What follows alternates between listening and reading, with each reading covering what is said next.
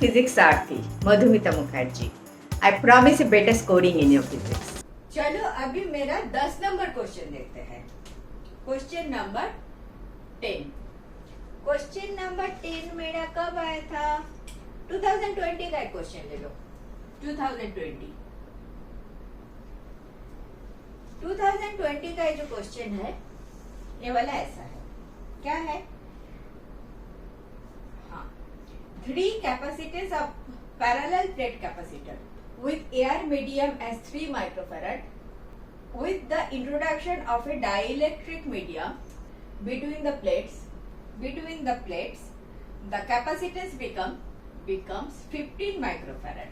The permittivity of the medium in SI unit is दे दिया. अच्छा, यही निकलना है. दे दिया एप्सिलॉन नॉट का value 8.85 into 10 to the power -12 SI unit. आपका ऑप्शन दे दिया. A option is 8.845 into 10 to the power -11 into 10 to the power -11. B option दिया 0.4425 into 10 to the power -10. C option दिया 15 एंड डी ऑप्शन दिया 5. कैसे option दिया फिर से एक बार पढ़ लेते हैं. 3 capacitors of parallel plate capacitor with air as medium is 3 microfarad. 3 capacitors of parallel plate capacitor with air as medium is 3 microfarad. और parallel तीनों का ही 3 microfarad है. With introduction of a dielectric medium between the plates, the capacitance become 3 capacitors. और एक बार पढ़ लेती हूँ. क्या पूछ रहा है? The capacitance of a plate नहीं. The capacitance of a parallel plate capacitor. गलत किया. This is the capacitance of a parallel plate capacitor with air as medium is 3 microfarad. ठीक है. C equal to 3 microfarad दे दिया. With the introduction of a medium between the plates, the capacitance become, this is C1, C2 हुआ 15 microfarad. ये C2 वाला case क्या है?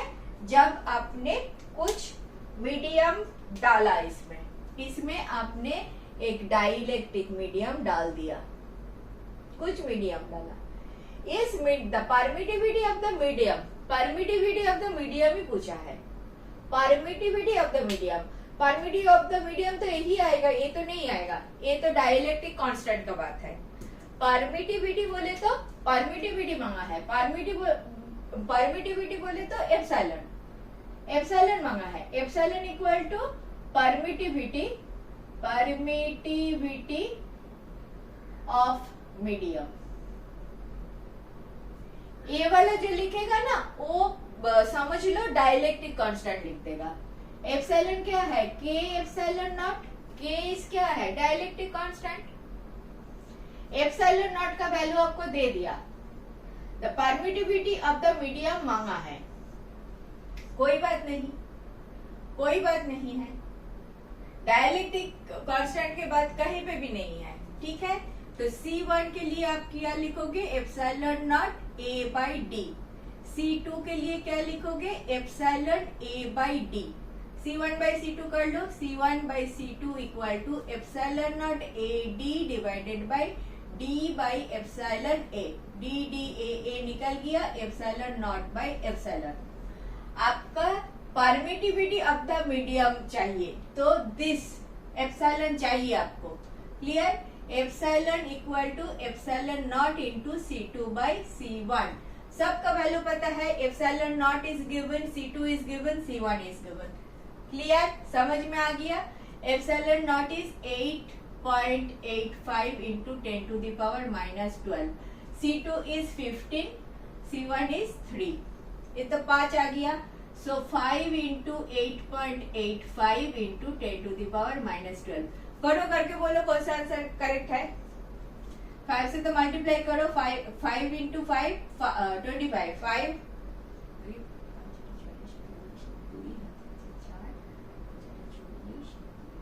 44 2 2 44 ये वाला जगह पे आ रहा है इंटू 10 टू द पावर -12 पता चल गया this is your correct option this is -12 -10 कर लोगे तो 0.4425 into 10 to the power -10 clear this is your correct option समझ में आया एप्सिलॉन एंड एप्सिलॉन नॉट के रिलेशन जो है वो आपको यूज करने के लिए बोला है जब एयर है आप एप्सिलॉन नॉट यूज करोगे जब कोई मीडियम है आप एप्सिलॉन यूज करोगे इधर डाइलेक्ट्रिक कांस्टेंट का कोई चक्कर नहीं है क्वेश्चन में नहीं पूछा है आपको डायरेक्टली पूछा है एप्सिलॉन का वैल्यू क्या है एप्सिलॉन क्या है परमिटिविटी ऑफ द मीडियम ठीक है इधर तो मत जाओ इधर तो कोई मतलब नहीं है इसका आपका परमिटिविटी ऑफ द मीडियम के का वैल्यू क्या है दिस डिवाइडेड बाय दिस के का वैल्यू अगर मांगता